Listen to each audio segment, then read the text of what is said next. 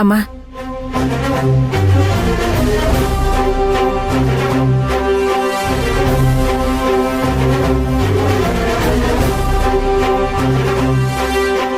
ನಾವೊಂದ್ ಲೆಕ್ಕಾಚಾರ ಹಾಕೊಂಡ್ರೆ ಆ ಭಗವಂತಂದೇ ಒಂದ್ ಲೆಕ್ಕಾಚಾರ ಇರತ್ತೆ. ಯಾರ್ಯಾರ ಹಣೆ ಬರದಲ್ಲಿ ಏನ್ ಬರ್ದಿರತ್ತೋ ಅದೇ ಆಗೋದು. ಒಟ್ನಲ್ಲಿ ಕೆಟ್ಟದ್ರಲ್ಲೂ ಒಂದು ಒಳ್ಳೇದಾಗತ್ತೆ ಅಂತ ನಾವ್ ಅನ್ಕೋಬೇಕು ಅಷ್ಟೇ. ನಿಜವಾದ ಪ್ರೀತಿ ಯಾವತ್ತೂ ಮೋಸ ಹೋಗಲ್ಲ ಅಮ್ಮ. ಅದೇ ಮುಹೂರ್ತದಲ್ಲಿ ತನ್ನ ಪ್ರಾಣಕ್ಕಿಂತ ಹೆಚ್ಚಾಗಿ ಪ್ರೀತಿಸೋ ಪರಿಮಳ ಕೊನೆಗೂ ತನ್ನ ಮಾವನ್ನೇ ಮದ್ವೆ ಆದ್ಲು. ನೀನ್ ಏನೇ ಹೇಳು ಸುಕ್ಕು, ಆ ಅರ್ಚನಾ ಪಾಪದ ಹುಡುಗಿ. ಅವ್ರ ಅಣ್ಣ ವೀರಣ್ಣ ಇದಾರಲ್ಲ, ಒಂದ್ ಸ್ವಲ್ಪ ತಾಳ್ಮೆಯಿಂದ ಇದ್ದಿದ್ರೆ ತಂಗಿ ಮದ್ವೆ ಅದ್ದೂರಿಯಾಗಿ ನಡೆದೋಗ್ಬಿಡ್ತಾ ಇತ್ತು. ಮಧ್ಯದಲ್ಲಿ ಬಂದು ತನ್ನ ತಂಗಿ ಜೀವನನ ಅವರೇ ಹಾಳು ಮಾಡ್ಬಿಟ್ರು. ಅವ್ರ ಅಣ್ಣನ ಜಾಗದಲ್ಲಿ ನಾನಿದ್ದಿದ್ರೆ ಆ ಮದ್ವೆ ಖಂಡಿತ ನಡೀತಾ ಇತ್ತು. ಅಮ್ಮ, ವೀರಣ್ಣವರು ತಮ್ಮ ತಂಗಿ ಮದ್ವೆನ ಹಂಗ್ ಮಾಡ್ಬೇಕು ಹಿಂಗ್ ಮಾಡ್ಬೇಕು ಅಂತ ಕನ್ಸ್ ಕಟ್ಕೊಂಡಿದ್ರು, ತಪಸ್ ಮಾಡಿದ್ರು. ಈಗ ಅವರೇ ಮದ್ವೆನ ನಿಲ್ಲಿಸ್ತಾರೆ ಅಂತಂದ್ರೆ ಅವ್ರಿಗೆಷ್ಟು ನೋವಾಗಿರ್ಬೇಡ. ಸ್ವಲ್ಪ ಯೋಚನೆ ಮಾಡಿ ಮಾತಾಡಮ್ಮ. ನಾನ್ ಚೆನ್ನಾಗೆ ಯೋಚನೆ ಮಾಡಿ ಮಾತಾಡ್ತಾ ಇದ್ದೀನಿ ಕಣೋ. ಈಗ ವೀರಣ್ಣನೇ ತನ್ನ ತಂಗಿ ಮದ್ವೆ ನಿಂತು ಹೋಯ್ತು ಅಂತ ಯೋಚನೆ ಮಾಡ್ತಾ ಕೂತಿರಲ್ವಾ? ಅದಕ್ಕೆ ಹೇಳೋದು ಮನುಷ್ಯನ್ಗೆ ಸ್ವಲ್ಪ ತಾಳ್ಮೆ ಇರ್ಬೇಕು ಅಂತ. ಅತ್ತೆ, ಅರ್ಚನಾಗಿರೋ ಒಳ್ಳೆ ಮನ್ಸಿಗೆ ಸುಮಂತ್ಗಿಂತ ಒಳ್ಳೆ ಹುಡುಗನ್ನ ಹುಡುಕಿ ಆದಷ್ಟು ಬೇಗ ವೀರಣ್ಣ ಅವಳು ಮದ್ವೆ ಮಾಡ್ತಾರೆ. ನೋಡ್ತಾ ಇರಿ. ಮಾಡ್ಲಿ, ಆದ್ರೆ ಇನ್ನೂ ಒಳ್ಳೇದೆ. ಆದ್ರೆ ಆಗ್ಲೂ ಅವ್ರ ಅಣ್ಣ ನ್ಯಾಯ ಧರ್ಮ ಅದು ಇದು ಅಂತ ಅನ್ಕೊಂಡ್ ಕೂತ್ಕೊಂಡ್ಬಿಟ್ರೆ ಕಷ್ಟ. ಈ ನ್ಯಾಯ ತೀರ್ಮಾನ ಮಾಡುವಾಗ ಮಧ್ಯದಲ್ಲಿ ಬಂದು ತೀರ್ಪು ಕೊಡ್ತಾರಲ್ಲ, ಆ ತರ ಈ ವೀರಣ್ಣ ಅವ್ರು ಬಂದು ಮದ್ವೆ ನಿಲ್ಲಿಸ್ಬಿಟ್ಟು ಹೋದ್ರು ಅಷ್ಟೇ. ಹಂಗೆಲ್ಲ ಯೋಚನೆ ಮಾಡ್ಬೇಡಿ ಅಮ್ಮೋರೆ. ಅರ್ಚನಮ್ಮವ್ರಿಗೆ ದೇವ್ರು ಒಂದೊಳ್ಳೆ ದೇವ್ರಂತ ಗಂಡನ್ನೇ ತೋರಿಸ್ತಾನೆ. ಏನ್ ತೋರಿಸ್ತಾನೋ ಏನೋ, ಕೂಡ್ ಬಂದಾಗ ಮಾಡ್ಬಿಡ್ಬೇಕು.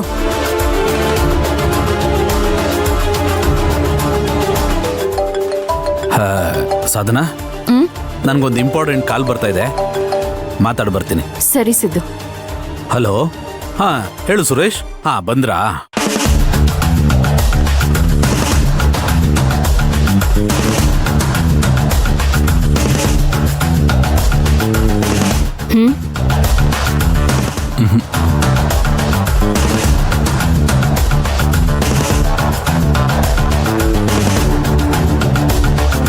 ಏನ್ ಹೀಗಾಗೋಯ್ತಲ್ಲ.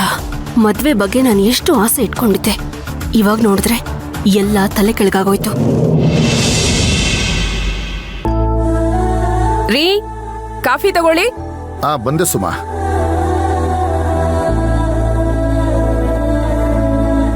ಅಮ್ಮ, ಅಚ್ಚು. ರೀ, ಅಚ್ಚುನ ಯಾಕೆ ಕರೀತಿದ್ದೀರಾ? ಅದು ಮಾತಾಡಿಸ್ಬೇಕಲ್ವಾ ಸುಮಾ? ಮದುವೆ ನಿಂತಾಗಿಂದ ಮೌನವಾಗ್ಬಿಟ್ಟಿದೀವಿ. ಅತಿಯಾದ ಮೌನ ಒಂಥರ ಮನಸ್ಸಿಗೆ ಗಾಯ ಮಾಡಿಬಿಡುತ್ತೆ. ತುಂಬಾ ದಿನ ಮೌನವಾಗಿದ್ರೆ ಮನಸ್ಸುಗಳು ಒಡೆದೋಗ್ಬಿಡುತ್ತೆ ಸುಮಾ. ರೀ, ಸದ್ಯಕ್ಕೆ ಅಚ್ಚು ಮನ್ಸು ಸರಿ ಇಲ್ಲ. ಸ್ವಲ್ಪ ಹದ ಆಗ್ಲಿ. ನೀವು ಮದ್ವೆ ಮಂಟಪದಲ್ಲಿ ಮಾಡಿದ್ದು ಸರಿನೋ ತಪ್ಪೋ ನನಗೆ ಗೊತ್ತಿಲ್ಲ.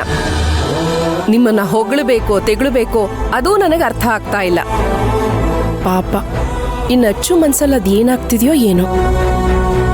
ಒಂದ್ ರೀತಿಲಿ ನಾನ್ ನಿಮ್ ಮೇಲೆ ಕೋಪ ಮಾಡ್ಕೋಬೇಕು, ಒಂದ್ ರೀತಿಲಿ ನಾನ್ ನಿಮ್ ಮೇಲೆ ಕೋಪ ಮಾಡ್ಕೋಬೇಕು. ಯಾಕ್ರಿ ಈ ತರ ನಮ್ಮ ಅಚ್ಚು ಮದ್ವೆ ನಿಲ್ಸಿದ್ರಿ ಅಂತ. ಆದ್ರೆ ಅದೇ ಸಮಯದಲ್ಲಿ ಇನ್ನೊಂದ್ ಮನೆ ಮಗಳ ಜೀವ ಉಳಿಸಿ ಅವಳಿಗೊಂದು ಹೊಸ ಜೀವನ ಕಟ್ಕೊಟ್ಟಿದ್ದೀರಾ. ಈ ವಿಚಾರ ಅಚ್ಚು ಮನ್ಸಲ್ಲೂ ನಡೀತಾ ಇರುತ್ತಲ್ವಾ? ಸದ್ಯಕ್ಕೆ ಅವಳ ಪಾಡಿಗೆ ಅವಳು ಇದ್ಬಿಡ್ಲಿ ಬಿಡ್ರಿ. ನೀವೀಗ ಏನೇ ಮಾತಾಡ್ಸಿದ್ರು ಅಚ್ಚು ಮನಸ್ಸಿಗೆ ನೋವಾಗತ್ತೆ. ಹಾಗಾದ್ರೆ ನಾನು ಏನ್ ಮಾತಾಡಿದ್ರು ಅವಳ ಮನಸ್ಸಿಗೆ ನೋವಾಗತ್ತೆ ಅಂತೀಯಾ? ಖಂಡಿತ ನೋವಾಗತ್ತೆ ರೀ. ಆ ಥರ ಏನಾದ್ರೂ ಇದ್ರೆ ಮದುವೆ ನಿಂತಾಗ್ಲೇ ಮಾತಾಡ್ತಿದ್ಲಲ್ಲ ರೀ. ಅಚ್ಚುನು ಸೇಮ್ ನಿಮ್ ತರಾನೇ.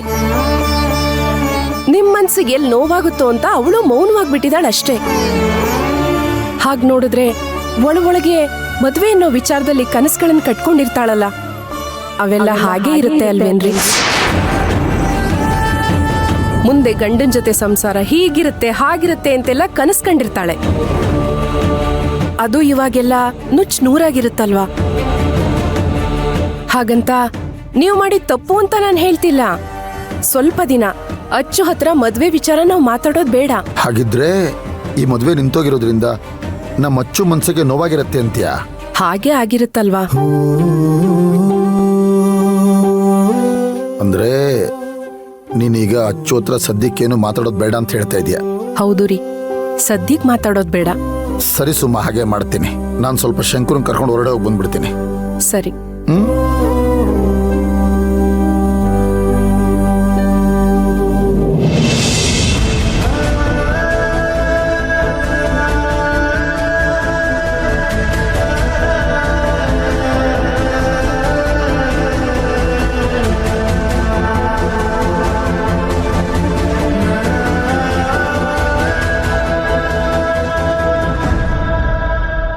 ಶಾಂತಿ,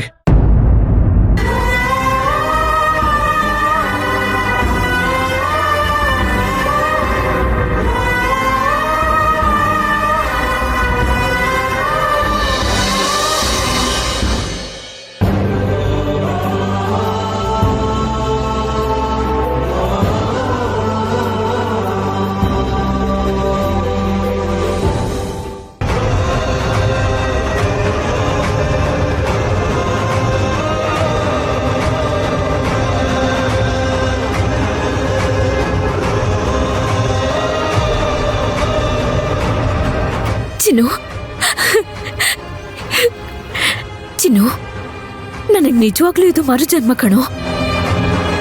ಮರುಜನ್ಮ ಅನ್ಬೇಕಾ, ಪವಾಡ ಅನ್ಬೇಕಾ? ಅಯ್ಯೋ, ಏನ್ ಹೇಳ್ಬೇಕು ಅಂತಾನೆ ನನಗ್ ಗೊತ್ತಾಗ್ತಿಲ್ಲ. ಒಟ್ನಲ್ಲಿ ನಡಿಬೇಕಾಗಿರೋ ಒಂದು ದೊಡ್ಡ ದುರಂತ ಅಲ್ಲಿ ನಿಂತು ಹೋಯ್ತು. ಮದುವೆ ಮನೆಯಲ್ಲಿ ಆ ಮಂಗಳವಾದ್ಯದ ಶಬ್ದ ನನ್ ಕಿವಿಗೆ ಹೇಗೆ ಕೇಳಿಸ್ತಿತ್ತು ಗೊತ್ತಾ? ಒಂದು ದೊಡ್ಡ ಮಳೆ ಬರಕ್ಕಿಂತ ಮುಂಚೆ ಬರುತ್ತಲ್ಲ ಆ ಗುಡುಗಿನ ಶಬ್ದ, ಆ ತರ ಕೇಳಿಸ್ತಿತ್ತು ಚಿನ್ನು.